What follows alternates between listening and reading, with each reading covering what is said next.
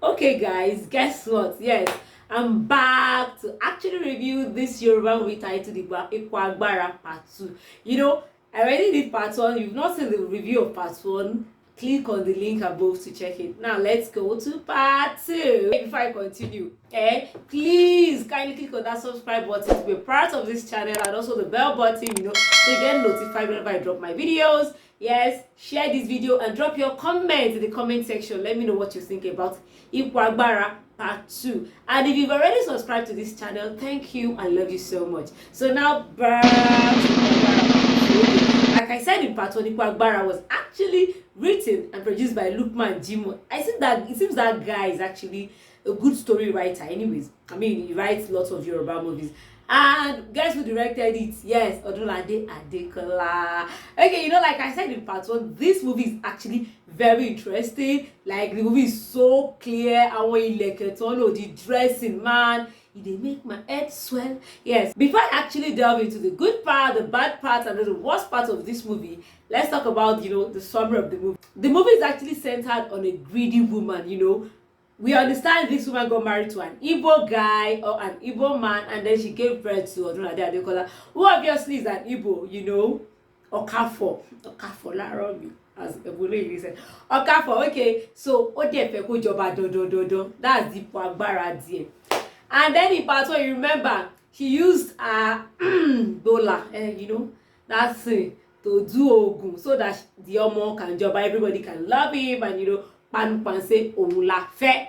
That's just the summary. And then they continue with that movie to Part 2. Actually, Part 1, there was no bad thing in Part 1. I love Part 1 so much. But you see this Part 2, there were just some errors there. But anyways, we'll get there. So let's talk about the good part first. You see, I love their costuming. Like I said in Part 1, the costuming is still bomb.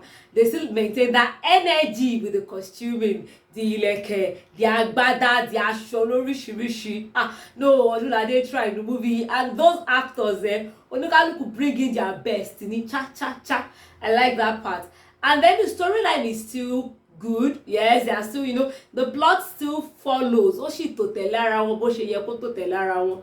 I mean, everything is still going on fine. Everything is still nice. In fact, I love this Part 2 as well.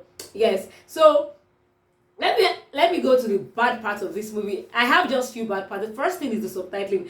Yes, the subtitling for the Part 1, they actually tried, but it was not perfect. But this Part 2, they didn't really mess up, but it was not there. Yes, that's it. The subtitle was not totally there.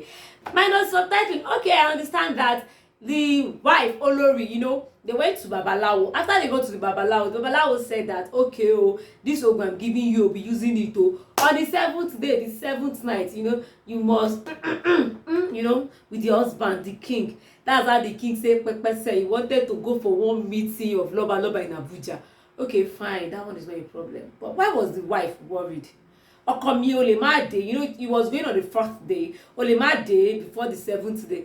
My dear, why not pack your bags and baggages when the things that involve here and follow him to Abuja? Like they told you that on the 7th day or the 7th night, if you not knack your husband, not do this thing with your husband, you will become Lakiriboto. Okay, Lakiriboto in Yoruba means the place like it will block forever. She will not be able to, have sex again. That's been a Lakiriboto. Just like for men it is Okobo. Yes, yeah, that's it. So why not pack your bags and baggages and follow your husband to Abuja?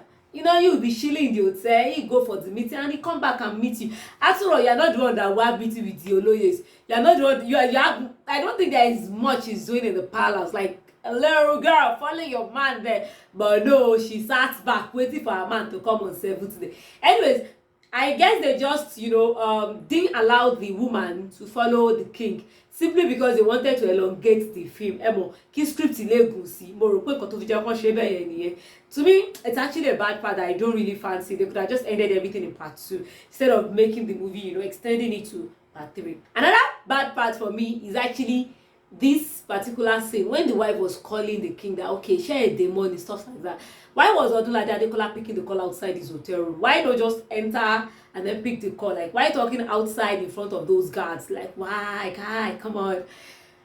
logic to me could make sense. Yeah, let me just put it that way. It could make sense. And that's just it for the bad parts for me. And now let me tell you the worst parts for me. This worst part is not that, it's not that worst. But personally, I just think they could have just skipped this scene and then give us something, more in that movie. I understand that Oda Obeyawo ní a particular plot of Emu Olemo Okanwa elongated. You already showed us in part 2 that the mother of the king, Peju Ogunmola, ó padà sínú ẹgbẹ́ pé ó yá o, ẹ̀yin ẹgbẹ́ mi ò ṣe mọ́, ẹ dá nǹkan ọmọ mi padà. Let him become a man. Return this king. So those ẹgbẹ́, they were angry, they were furious, and they returned it, but they said he cannot give birth again. And he already had one child, so what's the big deal? That's to the mom. Anyways, so they showed that in part 2, and we already knew in part 1 that she went there, to tell them that, okay, I want my son to be the king of Iwe. Now, what I don't understand is the fact that they had to, show us these two scenes again. When the Yoruba was narrating to the king what happened. Okay, eventually Olori loyun. So the mom was trying to explain to the king that Allah, ọ̀gbẹ́ni ìyàwó ò gbọ́dọ̀ lóyún, kò lè lóyún, so they were not showing us these things again. They were not supposed to do that. They could just, roll the camera and then just bring it back after like 30 seconds, something like that. Just slow-mo it, slow motion. And then we know that, what's in narrative scene here from Oba. It's as simple as that. But anyways, they have to elongate it, extend it. We are waiting for part 3, and that is it. So let me tell you about my favorite scenes in this movie. Oh yes, I have favorite scenes in the movie. I love this movie so much. Ipo Agbara Part 1 and Part 2. Okay. Now, the first scene for me was when Ebun Oloyede came to Otun, came to the king, and was like, this particular scene was like, Obati Magboko Shishe was like, okay, so I have a man, Adefa, that I can do this thing for you. Tabati Yawo la mamulo. Actually, it's from this thing I'm suspecting that Otun and the Yawo Baolori, they go soon knack. I swear, honestly. Anyways, so the king was like, hey, ta lo ti ṣe rí. That what was, they were playing each other, the way they were communicating. That what was saying, mi lè dárúkọ ẹ̀ fún yín. Tí bá dárúkọ ẹ̀ fún yín, ó ṣeé ṣe kẹ́ ẹ máa rò pé bí màá ṣe máa ro ti yín káàdì ẹ̀dín. Odunlade was saying, tó bẹ́ẹ̀. I like that scene. Yes, that scene is actually nice. And then another scene that I like was when the Olori and Otun actually nagged. The way they were both doing inside that place. Mommy, Feti, Lucky, Riboto, those things. And then he grabbed her and said, Ayamile Matenye Olori. And I'm like, okay. Until they did it. Okay. I like that scene as well. Emma Fujiba with you, but I like that scene. Yes, I like it. Okay, now the third scene that I like the most, let me tell you. You see the end, this particular scene is the last scene of the movie. That after he wrote, watch out for part 3. So as last scene, it was when Odunlade has already found out that Otun was the one that impregnated his wife. So he now went to call Otun. Come inside the car. Palekunde. Yet I say, Egbe kan tell me. Since the time that Otun and the Olori, when they knock, he has been rooting back. So he was already even shaking. The king was telling him that he can't tell me. That's when he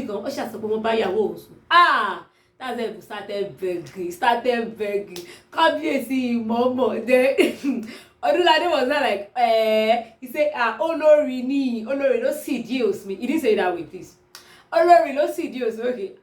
Báwo ló ṣe ṣe, wọ́n ní ṣe, ta ló bá yín yọ kíní jáde. That was the, Kabiyesi, èmi ni. I don't want to talk about it. But I like that scene. If you watch this movie, I'm sure you will like that scene too. The way they were doing the front and back was actually interesting. And it actually shows these two are great actors, and I look forward to seeing both of them in movies, even though I'm actually seeing both of them in movies like nowadays. I want more of them because they are good together. The combination of those two is actually nice. I like them together. Okay, so that's just it. And then, yes, do not forget to click on the subscribe button like I said earlier. So please click on that subscribe button. Be a part of my channel. Let's grow this channel together.